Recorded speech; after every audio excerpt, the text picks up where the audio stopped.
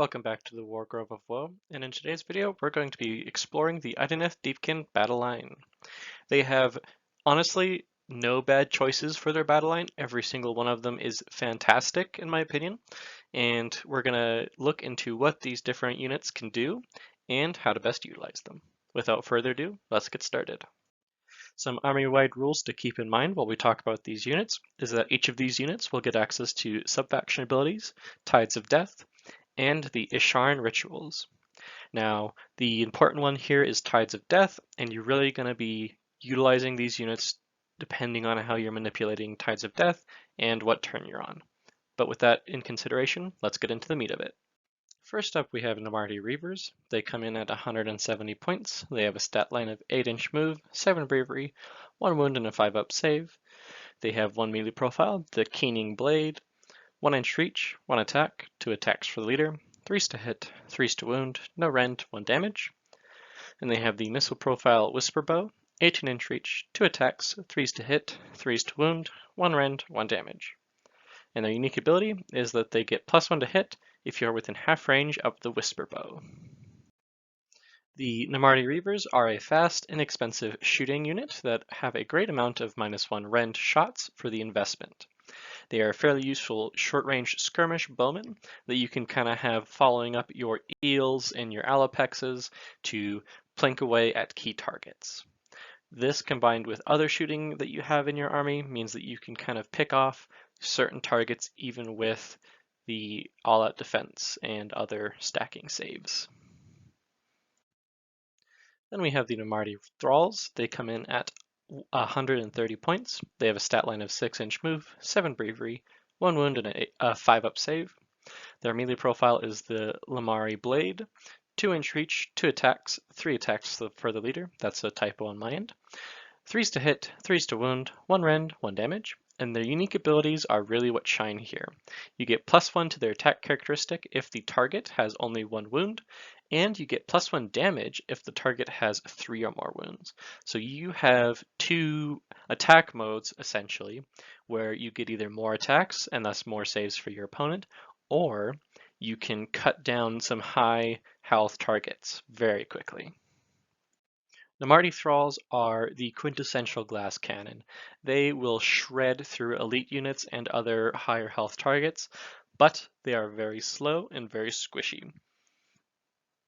So you're going to be spending a lot of your time trying to figure out how to get these to their target. But once they make contact and you get to fight first with your Tides of Death, you are going to do a lot of pain to your opponent.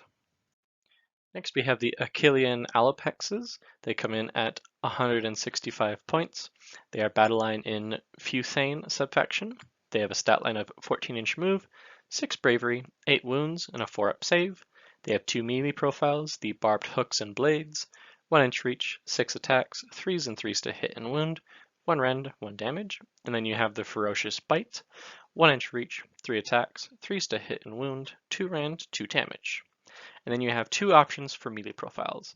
The Razor Shell Harpoon Launcher, which is 24-inch reach, 4 attacks, 3s and 3s to hit and wound, 1 rend, D3 damage. And then you have the Net Launcher, 18-inch reach, 1 attack, 3s to hit, 3s to wound, no rend, 3 damage. If this is in a squad of 2 or more, 1 model is the leader and gets +1 to hit. And if you are within 6 inches of any wounded models, or any units that have lost models this turn, you get +1 attack for the bites. And if the target is hit with the net launcher, they cannot pile in. Also, they have a wider coherency if you are in a larger squad. The Alipexas are a very good generalist unit. They are pretty much good at all aspects of what you're going to want them to do. They have good melee, they have good missile options, they have good utility with the nets, and they are fast. They are a jack-of-all-trades unit, one that you can never really go wrong with. Definitely something I recommend bringing in your list. Next, we have the Ishland Guard, 195 points. They are Battleline if your general is the Achillean King. They have a stat line of 14-inch move, 7 bravery, 4 wounds, and a 4-up save. They have a melee profile of the Hell Saber, 1-inch reach, 3 attacks, 4 for the leader, 3s and 3s to hit and wound, 1 rend, 1 damage. And then the Fangs and Lashing Tail, 1 inch reach, 3 attacks, 3s to hit, 3s to wound, 1 rend, d3 damage. 1 and 3 can have the banner that gives +1 bravery. 1 and 3 can have a horn, which gives them +1 to charge. They ignore all saves, so they have an ethereal save, and they have a 3-up save if they charge. The Ishland are your defensive eel unit, and for what they do it pretty well. They are good for tying up your opponent's units where you just don't want them to do much of anything and fight into a very ineffective target. They are fast and they have alright damage output. But compared to the offensive eels, I think they get outshunned just a little bit, but that doesn't mean they're bad in any way. Before we continue on, I'd like to give thanks to my Patreon supporters, and an extra special thanks to Nick Hoff. If you'd like to join the Patreon, there will be a link in the description below. Now onto the offensive eels, the Morsark Guard. They cost 195 points. They are battle line if your general is the Achillean King, and they have a stat line of 14-inch move, 7 bravery, 4 wounds, and a 4-up save. The melee profile is the Volt Spear, 1-inch reach, 2 attacks, 3 attacks for the leader, 3s and 3s to hit and wound, no rend, 1 damage, and then the Fangs and Lashing Tails is the same as the previous eel unit. They have the same banner and the same horn as the other eel unit, but when it comes to what makes them so useful and so amazing is they get +2 rend and 2 damage for their Volt Spear if they charge. This is a phenomenal shock cavalry unit where you just want to hit your opponent hard and charge through them to get to the next target. Additionally, once per battle, you can do a discharge where all of the eels shoot their electric bolts out. So what it happens is you roll a number of dice equal to the number of eels in your unit, and each 4-up is a mortal wound, and each 6-up is d3 mortal wounds. You get +1 to the roll if the target has more models in that unit than the eels. Morsark Guard are going to be your staple unit in most IDK lists. They are crazy powerful, very offensively capable, and you have a good mortal wound bomb once per game, but really it's all about charging through your opponent so you can get to the unit next. Overall, fantastic unit.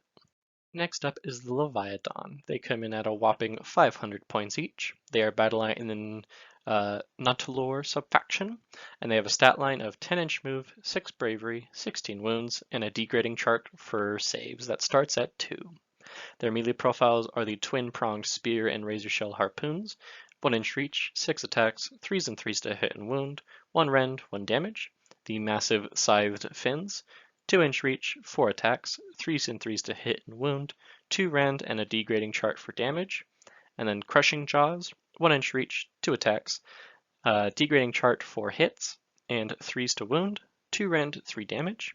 They have a missile profile, the razor shell harpoon launcher, 24-inch reach, 4 attacks, 3s and 3s to hit and wound, 1 rend, d3 damage. For unique abilities, they have a upgraded stomp if you are targeting units with only 1 wound, where it deals d6 instead of d3. 6 to hit with the jaws deal 3 mortal wounds, and 6 to hit with the jaws against a monster unit deal a massive 6 mortal wounds.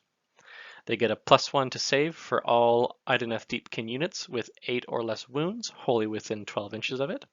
And they have an aura for +1 to hit for Navari units wholly within 12. These are truly a fantastic unit to have at the center of your army, giving out that buff and chomping on some enemies. The Leviathan is a terrifying unit and massively important to an IDK army. With 500 point price tag, I'd hope they'd be pretty good, and they do not disappoint. They give out a fantastic buff aura, they have good offensive power, and a really good defensive profile, making it hard to get rid of. Overall, turtles are definitely a must pick up if you're considering starting IDK. And there we have it. That is all of the Idoneth Deepkin Battleline explained and analyzed. If you enjoyed this video, please leave a like or a comment, and if you'd like to see more of this type of content in the future, consider subscribing. This has been the War Grip of Woe, and I'll talk to you guys next time.